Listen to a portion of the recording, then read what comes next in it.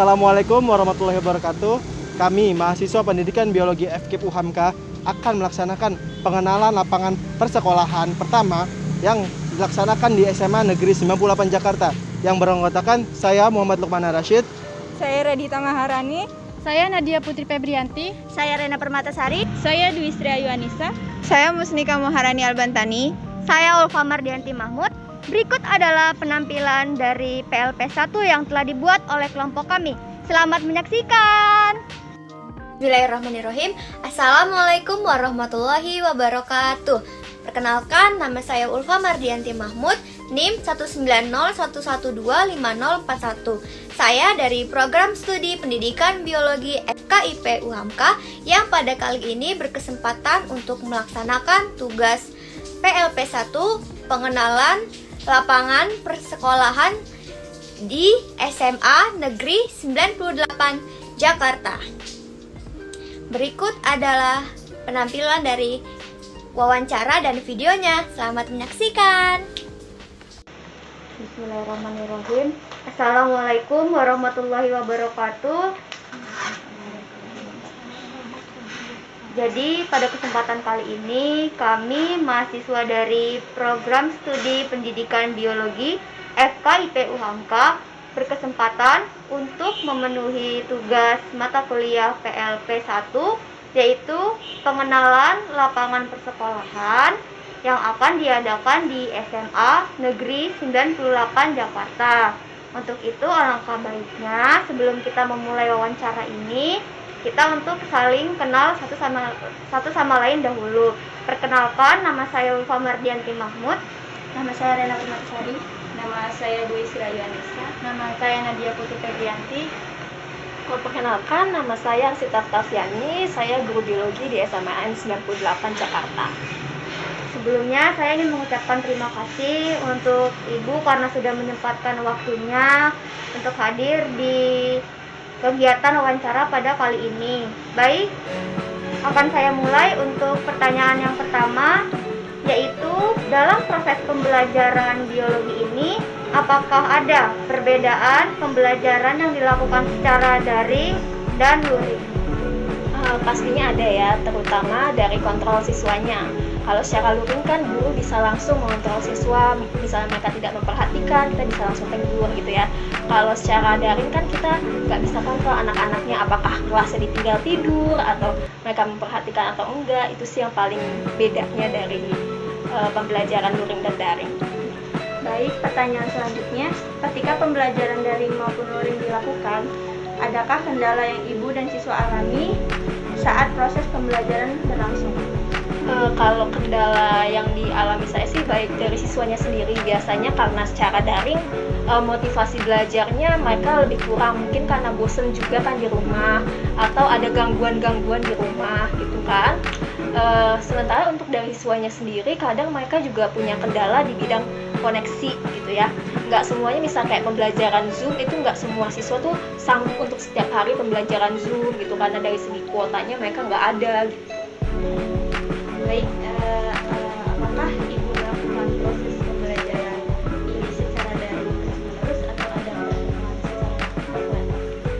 Untuk pertemuan secara offline sampai sekarang belum ada ya, karena kan kita masih ngikutin aturan dari pemerintah, belum boleh ada pertemuan tatap muka, jadi daring terus. Baik Bu, apakah ada kegiatan yang biasanya ibu lakukan sebelum kegiatan belajar mengajar? Biasanya sih saya mempersiapkan materi ya pastinya, terus kayak menyusun kira-kira kegiatan apa sih yang bisa dilakukan siswa secara daring gitu, supaya nanti lebih lancar lah pembelajarannya. Untuk pertanyaan selanjutnya, di mata pelajaran ibu sendiri itu apakah ada peraturan khusus yang dibuat untuk siswa?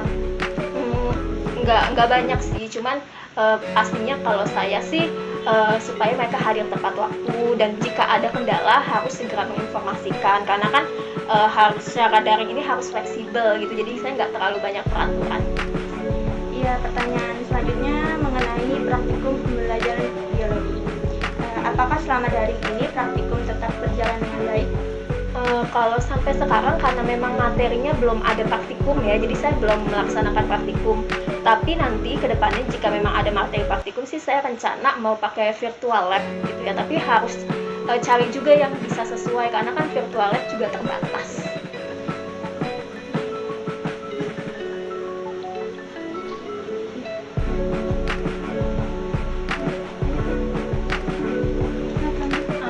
Untuk teori sendiri Bu, bagaimana teknik dan cara Ibu mengajar? Kalau saya sih gabung macam-macam gitu ya, ada yang pakai games gitu yang buat awal sama akhir buat kayak motivasi aja, ada lebih sering kita diskusi via WA gitu ya. Kalau tugas sih biasanya saya post di GCR, cuman biasanya untuk biologi sendiri saya nggak terlalu banyak tugasnya.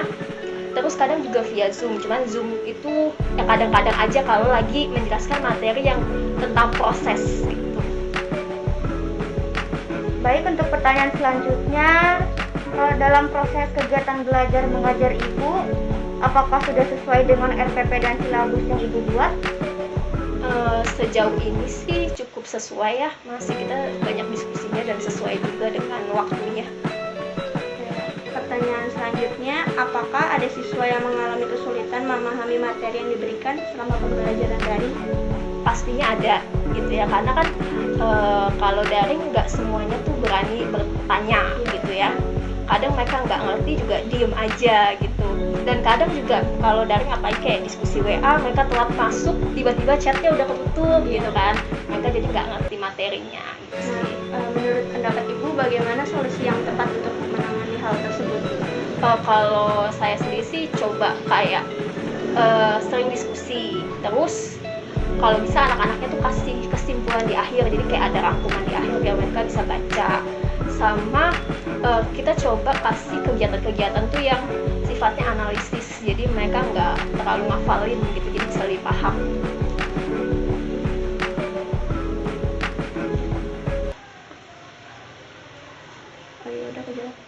Mungkin cukup sekian kali ya Bu. Ya.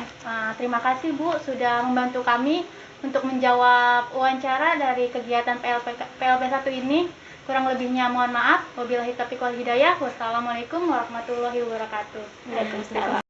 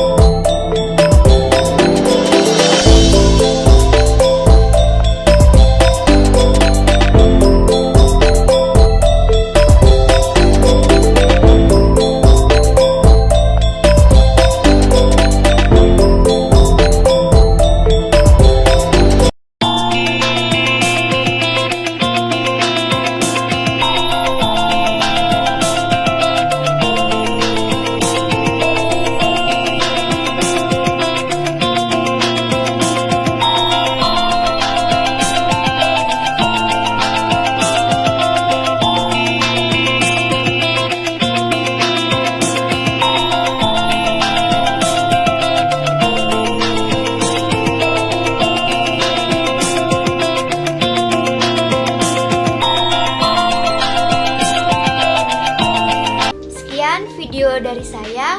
Kurang lebihnya mohon maaf. Wassalamualaikum warahmatullahi wabarakatuh. Jangan lupa like, comment, and subscribe.